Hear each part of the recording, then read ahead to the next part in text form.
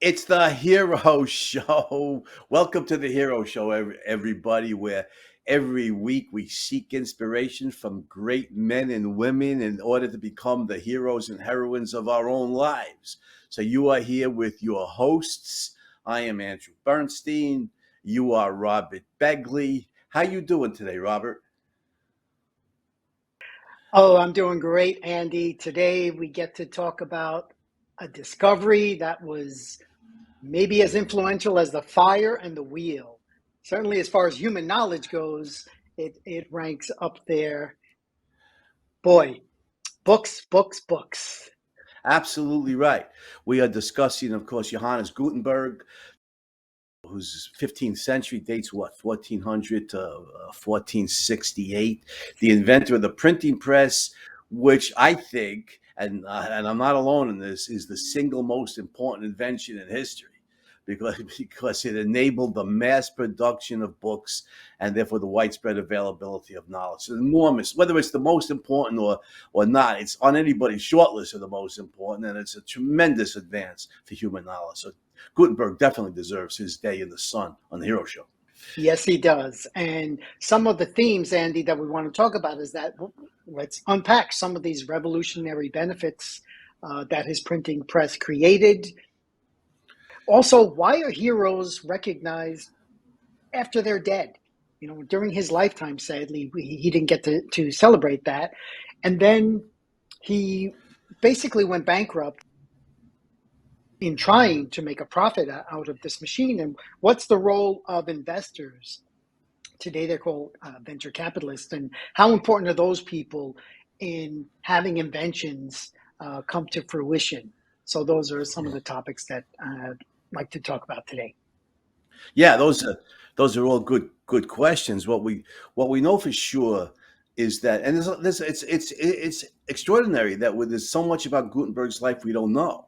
I say extraordinary because, first of all, it's the 15th century. It's not the Dark Ages, generally dated fifth to ninth centuries in Western Europe.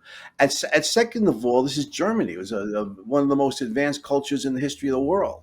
You think we have more records, especially somebody as important as Gutenberg. So there's a lot that we don't know. But what we know for sure is that he invented the printing press, the first one in Europe.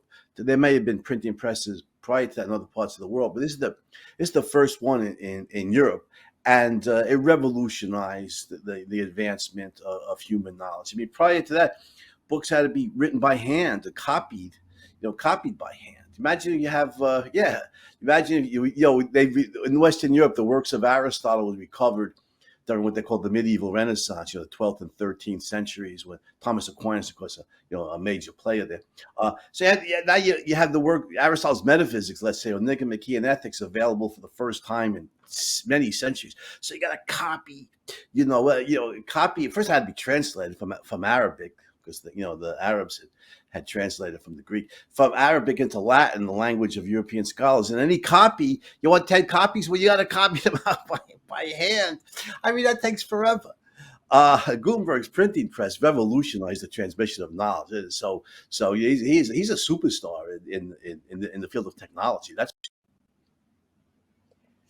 Yeah, and so. Andy, so Yeah, even just setting the context here on what life was like. So they were these scribes, usually monks, who would spend days and days. They could only work during daylight because candlelight was forbidden because it was too dangerous. It could set fire to all this work where all of this paper was.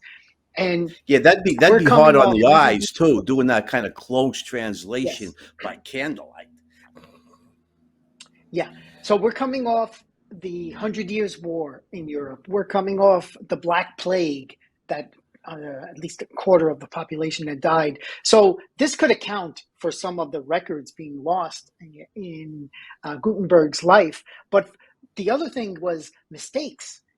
There would be monks who would be transcribing, and there was one case where they said, and on the seventh day, you will not do any work. It was mostly religious. It was mostly the Bible that they were translating.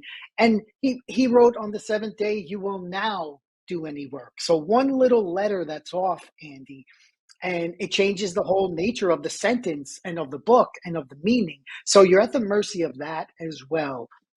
Gutenberg saw that. He saw that as a possible. We still to this day struggle with like mistranslations of these ancient works, and he had this idea to make beautiful. That was the other thing. He wanted it to be as beautiful. His print as beautiful as the handwritten scribes. So this typography came out of what he was looking to create, bringing in these different kinds of professions. He worked in minting, he in wine, like pressing grapes. He had some investors and some friends who worked with him on this idea, but because it was kind of a known project, like people were trying to solve this problem, he had to keep secret a lot of his that's his similar to discoveries and work. Edison centuries later, right? There's Yes. different people working on the electric light bulb, right? So Yeah.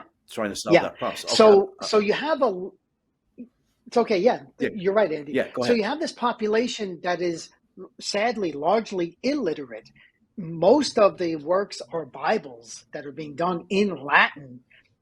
And Gutenberg comes along and changes everything. You know, his printing press starts first of all, you can mass produce works now.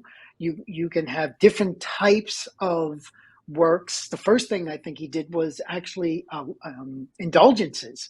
Right. Back then during Right. the Middle Which Ages was a real basically racket. Yeah, It was a real racket. it was like for a the get out Catholic of Church purgatory free. Right. Yeah, you know, instead of monopoly, get out of jail free, it's like get out of purgatory free. Right. You just pay somebody for this indulgence, and of course, this led to Martin Luther. 50, 60 years later. But yeah, in 1452, before then, there were no printed books, and within 50 years, all of these industries sprung up. There were bookmakers, there were publishers, there were different professions sprang up, and different cities came out of. So Mainz is a place where he was born in Germany, not that far from like Frankfurt. So it's not a huge place, but it went to Venice. His works, his ideas went to Venice, and eventually led to the Renaissance, Reformation, and Age of Enlightenment. So these are some of the things that came out of this invention. No, absolutely right. And you could see the very direct connection to the Reformation because, Martin Luther, also German, Catholic priest, devout Catholic Big fan. priest. Till he was excommunicated by the Pope. But Luther translated the Bible from Latin into German. But it's like you said, Robert, I mean, first of all, every man and every woman back then overwhelmingly was illiterate. They couldn't even read the native German or French in France or English in England or Spanish in Spain. They couldn't even read the vernacular, the native language, much less Latin. But at least they spoke German, fluently. They didn't even speak Latin. So, so Luther translates the Bible into German. He still has the problem of teaching literacy. But the Lutheran Bible using the Gutenberg was gone by that time, but the Gutenberg printing press is here to stay, became, I think the Lutheran Bible became the first big bestseller, right? I mean, it sold, I don't know how many copies. And certainly spurred the Reformation, because Luther's main objection to the church was not even indulgences, but that the church ignored the Bible. His Jesus speaking directly to us in the Gospels. The church didn't use it. The church used the sacraments, all these man-made, rules and principles. So, the Reformation was certainly heavily influenced by Gutenberg's printing press. In my judgment, not a good thing, but it's a very mixed thing, because in one sense, a good thing. The individualism of Luther's approach was beneficial. Yeah. And it broke the monopoly of the Catholic Church. There was no longer one church. That was it. So the Reformation, I think, in that sense, was a positive in human evolution of knowledge. Yeah, right. You're right. And the integration of all these different things in history, the good, the bad, and the ugly, makes history really fascinating. Because on the one hand, it leads to the religious wars of the 16th and 17th century, which tears Europe apart, kills thousands and thousands and thousands of people, all of them Christians, on both sides, whether they're Protestant or Catholic. But the good news, that's horrible. But the good news is how many people fled Europe to Britain's, North American colonies, came to the New World seeking religious toleration at the Yes. very least.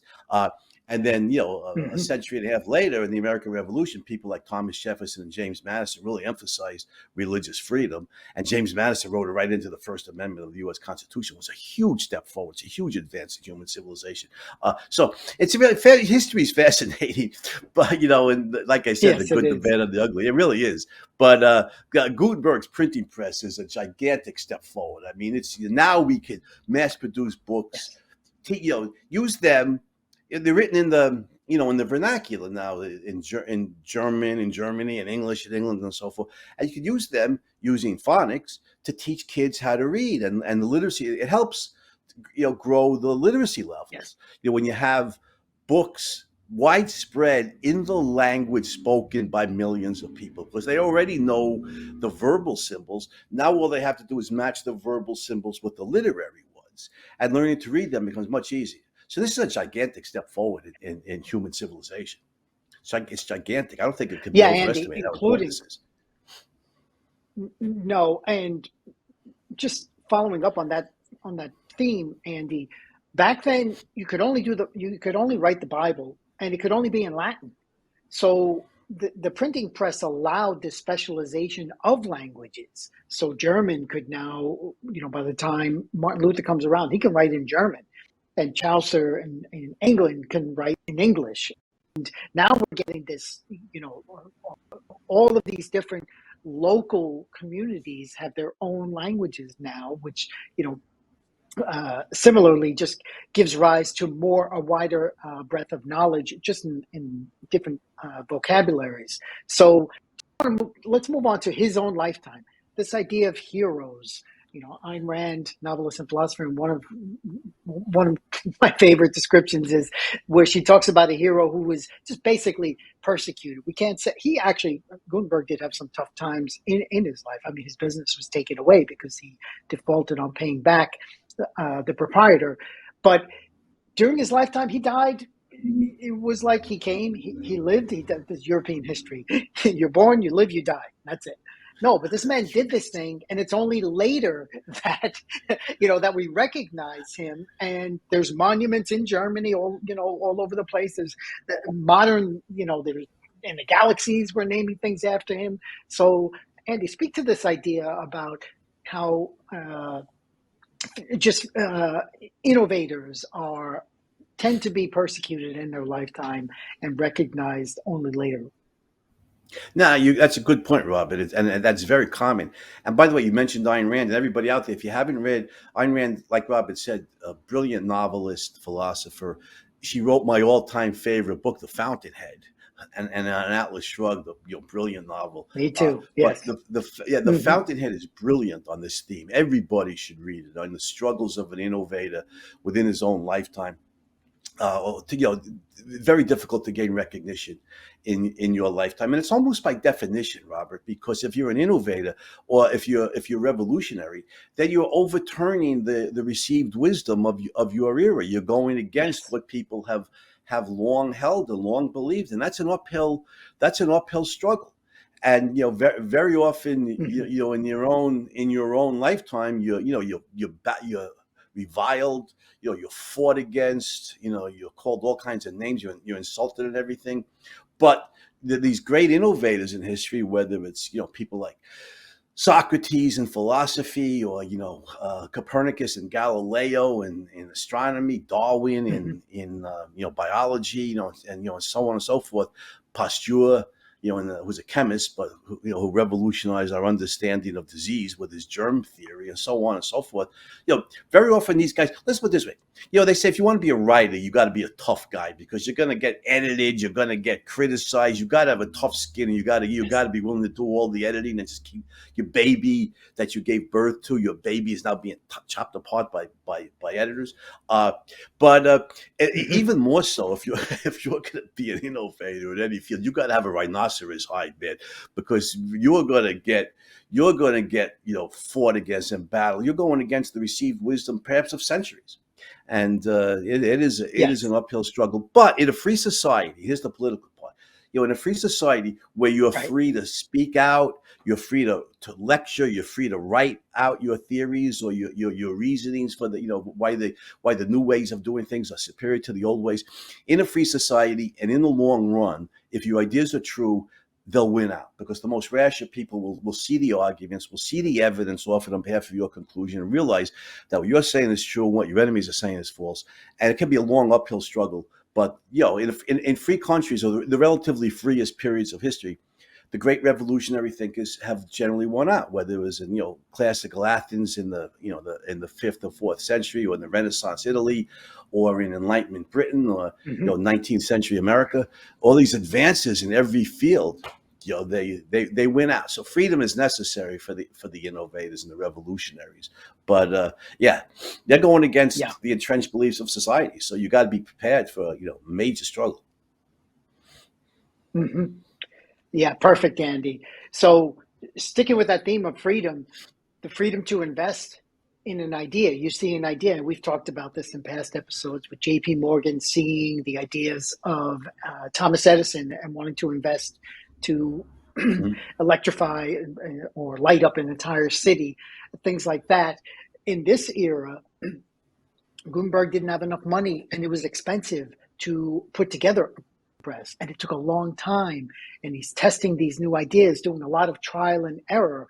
So we found a financial backer, another German named Fust, and this guy lends him 80 guilders, which is a lot of money, more than a year's salary. And Gutenberg's producing a little bit from it, and he goes back to the well and says, can you lend me more? Same thing again, 80 guilders. And Fust is like, okay, you got to show me something here.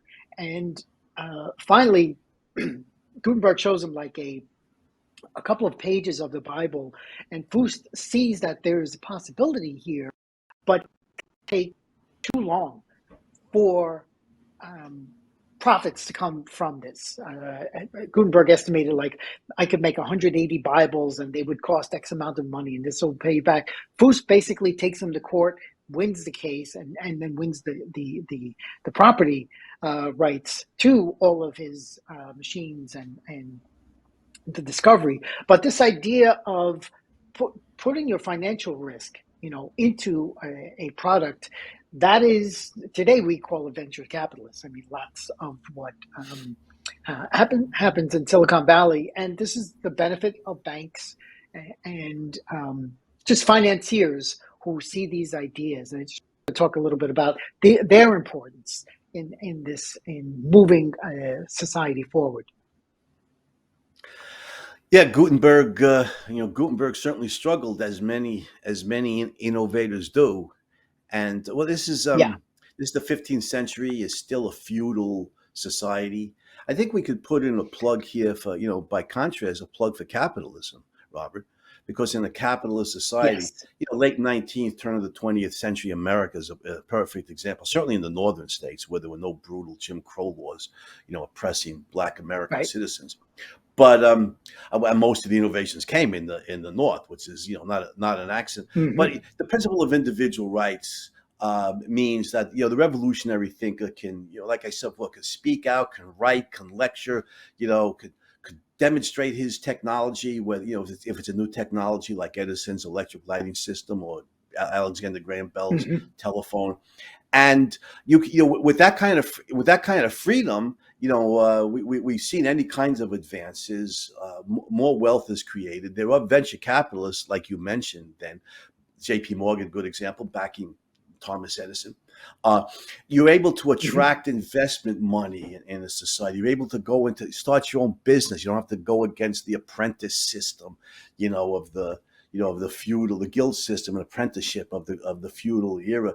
The innovative thinkers, not surprisingly, have done much better in their lifetime Yes. in the capitalist society. We've seen, the Wright brothers made money, Edison made money, Alexander Graham Bell Yes. made money. A lot of the great inventors, and innovative thinkers made money. They were recognized in their own lifetime. So the freedom of capitalism, for innovators like Gutenberg, if he lived in a capitalist society, ironically, to use Yeah. his own printing press to publish Yeah. uh, essays and books That's right. on behalf of the printing press, but also the wealth creation of capitalism. Again, liberating the minds of the great wealth creators makes it more possible to attract investment from people who those few minds like the J.P. Morgans who recognize this is going to make money. Or another example, Robert, Alexander Graham Bell's father-in-law, Gardner Green Hubbard, because a lot of people didn't see the commercial viability of the telephone, which is like staggering. Yeah. They didn't think they thought it was just a toy. But his father-in-law saw the commercial viability of it, and using his son-in-law's patent, established the Bell Telephone Company, which eventually morphed into AT&T. And Bell made a fortune. Bell was the Hmm. wealthiest inventor of the 19th century, even more so than Edison. So capitalism, really, Ayn Rand's right. Capital, the great Russian immigrant to America, the great novelist, philosopher. Capitalism liberates the human mind to reach all these accomplishments. And for innovative thinkers like Gutenberg in his day, or Bell, Edison, the Wright brothers in more recent times under capitalism, it makes it much. It facilitates their ability to become known and defend their ideas and receive recognition and money in their own lifetime. So I don't know how many prior to the rise of Yeah. capitalism actually succeeded in their own lifetime. And Gutenberg was one who, like you said, but was bankrupted, Yeah. in the struggles against him. Yeah, So, Andy. E- excellent point. It's interesting because all the inventors that you named were Americans, and I think this is also a distinction between the American mindset and more of the European older world mindset, which was not really after profit as much. They were mixed on that concept. Is profit really good, or should I do this for the benefit of the king or the whoever's in power? And so I think this is one additional distinction here that could lead to these inventors not being recognized in their lifetime, and then yeah, the you're financier right. not You're, knowing the actual payoff, the no, you're right. exponential payoff that could come out of it. You're right, Robert. This is largely an American phenomenon. Back in the day, evidently, Yeah. before our time, but before the U.S. economy got pushed deeper and deeper into what they call a mixed economy, more and more socialist and anti-capitalist elements. There was an expression, I don't know, 100 Hmm. year ago or early 20th century, that if you build something like that, if you build a better mousetrap, people will beat a path to your door. That's very American. Yes. If you come up with some Yes. with some invention or some new technology or new idea, and you actually can support it, with evidence, you can actually show that Hmm. it's true, or it's better than the old ways of doing things. In America, people will beat a path to your door, and you can make a lot of money, and receive recognition that you deserve in your own Hmm. lifetime. As you pointed out many times regarding Europe, the British were always freer than the continent of Europe. And so they're the one Yes. European exception. People like James Watt and Matthew Boulton made a fortune mass producing the steam engine, and the work engine of the Industrial Yes. Revolution, and deservedly so. But yeah, it's largely an Anglo-American phenomenon. And then those capitalist Hmm. ideas spread to different parts of the world. We see in the Asian tigers, Japan and Hong Kong before the Yeah. communists repressed it. We see Hmm. innovators making, doing well, making money, and so forth. But unfortunately for Gutenberg, He's the good news is Yeah. he's living in Germany in the 15th, in the 15th century. Germany had very advanced culture relative to other societies of the day. But the bad news is for him, it's Mhm. still the continent of Europe. And like you said, and there's too many roadblocks from aristocrats, various Mhm. various feudal lords and guild system and all kinds of laws that militate against innovators. And not for nothing, but the court where First or Fust, however you say his name, I don't want to sound Yeah. negative. I don't know much about him. He had the foresight. Johann Fust had the foresight to bankroll, Gutenberg originally. But the court in which he won his claims against Gutenberg was, an aristocratic court. I forget, some nobleman's Yeah. court. So I don't know. Maybe the ruling was just, maybe it wasn't. I don't know. I just know it's having to deal Right. with aristocrats is another roadblock for revolutionary thinkers amongst the commoners. So Hmm. Yeah. So I think we could wrap up this section of the episode and then go into his biography in a moment. So just want to say you're watching the Hero Show, Andy Bernstein, Robert Begley, brought to you by Objective Standard Institute. Go to our website. You see we have a lot of courses coming up, getting ready for our conference next year. And share and like this episode so we can get a wider audience. Okay, Andy, so his biography, again, when they don't know exactly what year you were born, I mean, they attribute it to roughly 1400 here in this town of Mainz in Germany. And as you kind of set us up, by this time, Germany, this is the Holy Roman Empire. Okay, so actually, Rome is not as powerful as Germany is right now, but yeah. they're Was leading. one historian pointed out was neither holy nor Roman nor an empire, but That sounds like a Mark Twain type thing, but yeah, it it does. could be It does. many insightful people can talk about that. But I want to so so he grows up. There's not much known about his youth. His father had money um, in mints, and he worked in a mint. That was actually one of the things he did was he actually made German money. But then there's a gap. He moves to Salzburg, comes back, but he has this idea. And Andy, here's another thing about innovators or inventors. In this case, he's working for like 20 years on this idea. He's going through trial and error, and he's trying to solve these problems. For instance, what kind of paper to use? How dense should the paper be? Because it needs to be wet, and you need to be able to print it on both sides. How do you have the ink? You've seen the pictures of how the printers would hold up the sheet of paper and it dries. And what they did is they had the ink uh, be vertical instead of horizontal because then it wouldn't bleed into the paper. So these kinds of problems he's solving as part of his inventive mind. How many words can you fit on a line?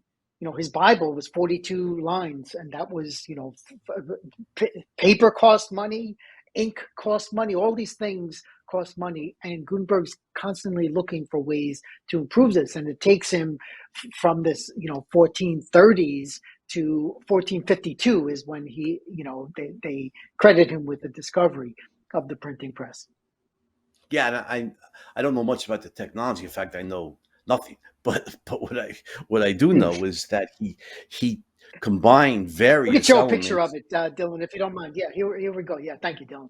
Hmm. Oh yeah, nice, nice.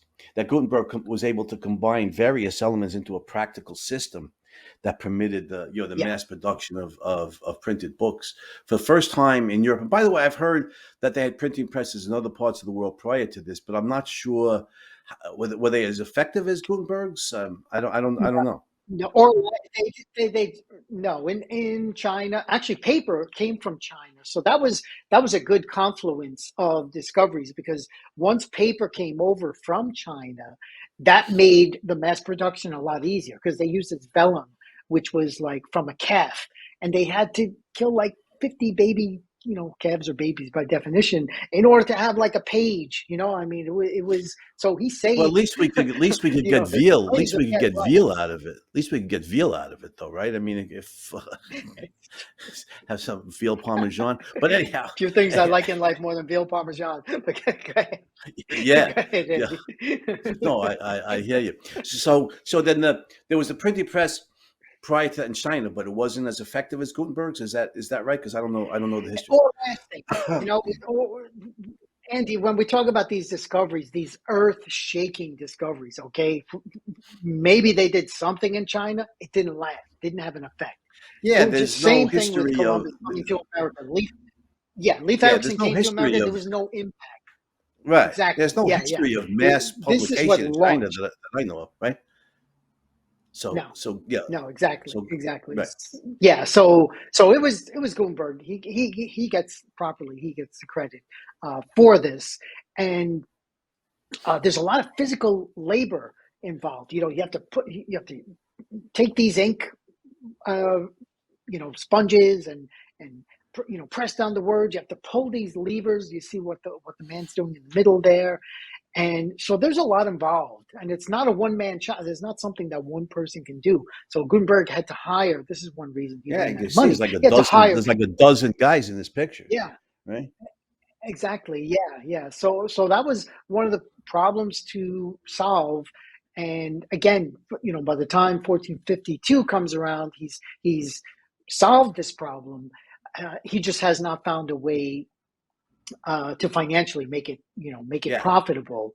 And I just so don't that was like that. right. Yeah, I go ahead. understand what you said. Let me jump in here with an analogy. I'm not sure if it's apt or not because I don't know the history of printing in China.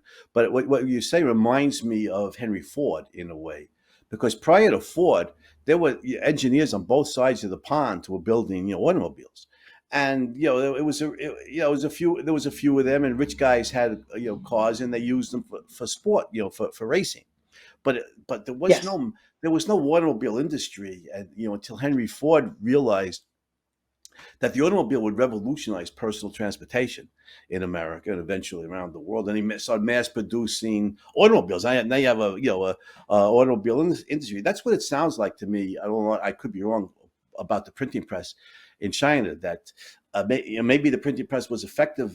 Maybe it wasn't as effective as Gutenberg's. I don't know. But nobody had the idea. It sounds like of mass publication of books. China was an empire that's right. then. Maybe the emperor didn't want people read it, read it, reading books. That's I don't right. know, but Yes. that's what it sounds Hmm. like to me that Gutenberg had the idea the for creating a mass publishing, a mass publishing industry. Hmm. That the way Ford later Yeah. on had the idea of a mass automobile industry. Anyway, I don't know if the analogy is that, but that's what came to mind when you were talking about the situation in China. Right. Yeah. Yeah, I agree, Andy. So he goes on. So 1452 is, when he's got his first like prototype of the Bible. 1454, he starts printing them. Following years when Fust takes him to court because he still not doesn't have enough money, and Fust wins his case, but he doesn't know how to make Bibles and books and how to maximize this. So others in this idea is now starting to spread, and again over the next 13 years because Gutenberg dies 1468, and but little by little other people come up with see the value of this invention, and then they start building them. And as we as I mentioned earlier, that these towns that sprung out of Mainz, the idea just caught on, and then Venice becomes a big center for publishing and printing, and other places throughout Europe. It spreads like wildfire. In I think it was like 10 years later, Caxton from England. We talk about the Brits and how more advanced Mhm. they were. So up until that point, Andy, everything was religious texts. And then Right, Caxton says, right, let's do literature. Let's do science. We, right. we don't need to stick to just religious, doctrines. And this is before King Henry, this is before the Reformation, it's still in the 1400s, but Right. again, the British mindset, is thinking more broadly than the mainland of European mindset, which has much more of the religion in them. So Yeah, and that was going another back, effect, go his right, printing. going back as far as the Magna Carta, the British were always the freest nation in Europe, right? Yes. Yeah. Yeah. So I have a quote from Gutenberg, and he says about this press. We talk about the impact. He says it's a press from which shall flow um, in the most abundant and marvelous liquor that has ever flown to relieve the thirst of man. So he sees like this is, and likens it to a shining light in the sky that it could bring all of this knowledge, and so Yeah. again, human knowledge here. Going back to Ayn Rand, she talks about the transmission of knowledge. That's a particularly human aspect. And as we mentioned, fire is important, the wheel is important, but for intellectual development, nothing top books. No, nothing topped words and books as far as transmission of knowledge goes. You want to speak to that, Andy? Oh, absolutely. I mean, you just think of what this makes possible. This makes possible the mass production of books. All the Yeah. all the literary, philosophic, scientific masterpieces. Now, this is prior to Newton, and prior to Galileo, but subsequently, you could mass produce the books of these great scientists. You could mass produce the works of the great Greek philosophers. You could mass produce, Mm-hmm. Sophocles and Shakespeare, and later on in history, Milton and Goethe, all these great writers, people. Now, like I said before, I think the mass production of books in the vernacular, in the language that people actually speak, facilitates the rise of literacy.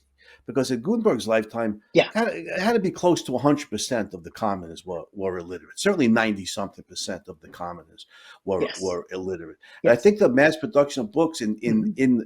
in the vernacular, in the language that the people, every man and every woman in these different countries speaks, makes the rise of literacy, facilitates it enormously. That in itself Mm-hmm. is an enormous step forward, Yeah. in human knowledge. And later on in Yeah. history, it makes possible, all these masterpieces available on the internet for free. Jeff Bezos could Yeah. start a company like Amazon, where you have millions and millions. Every book imaginable is like, a few dollars Mm-hmm. and 1 or 2 day, a couple of days away, from your doorstep by delivery. Makes possible for people like Benjamin Franklin and others to start libraries, where people can go get books, Mm-hmm. and Yeah.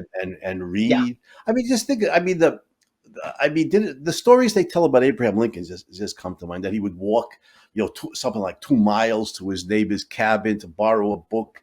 And he'd come back, lay by the. Yeah. I don't know if these stories are true or apocryphal, because Lincoln's a legendary figure. But then come back and, Yes. sit by the Yeah. fire in his log cabin, read the book, and bring it back to his neighbor the next day. Some of those stories may be literally true, or something like them. In Lincoln's case, are Mm-hmm. probably true. It Mm-hmm. makes possible the rise of Yeah. poor backwoodsmen like Lincoln, or poor workmen like Yes. James Watt in Scotland. All these people who are commoners. Well, that doesn't apply in America, but in Mm-hmm. Europe, poor guys or commoners in Europe who are self-educated. They're autodidacts. And I love that quote. I think it's from Isaac Yeah. Asimov, Robert, who said, self-education is the best type of education. And That's right. That's right. I Yeah. think that's true. This makes all of that possible. Without books, that's not possible. Yeah. That's, so I mean, Right. the positive Mm-hmm. impact of this is staggering. I mean, this is just a Yeah. monumental step forward in the advancement Mm-hmm. of human knowledge. We can't thank Yep. Gutenberg, enough for this kind of of advance. Yeah. This is extraordinary. Yep. Yeah. So, Andy, my last point, if we talk about America again, Dylan, if you could bring up the stamp, the 400th anniversary of the invention of the printing press, America came out with with the stamp, I'm sorry, 500th anniversary here of the Gutenberg Bible, which, by the way, I think we showed during the J.P. Morgan episode. They have his copy of the Gutenberg Bible under glass in the Morgan Library in New York City. But I think of two things come to my mind when I think of Benjamin Franklin. Okay, that was what put him on the map, being a Yep, printer, knowing that's right. the importance of having this machine work that can transmit ideas. Okay, it's Benjamin Franklin, and then you already mentioned The Fountainhead, my favorite book as well, and Gail Wynand. And when the printing presses in that novel, that's like the engine. It's the heartbeat Right. of the building. And then something Right, happens and towards the whining, end and that he also, does on purpose. no, you're right, Robert. Also, whining, the great tragic hero of the Fountainhead, was self-educated. He was a gang leader. He had his gang. Yes, Go into the library, yes. steal a bunch of Stole books. books. And he, Had the kids steal books. Yeah. yeah, and he read all these books, and that's how he became. He became such a knowledgeable guy. Was able to rise out of the slums of Hell's Kitchen Yeah. to establish a vast empire in real estate and in journalism. But Yes. yeah, he was self-educated, and none of this is possible without books.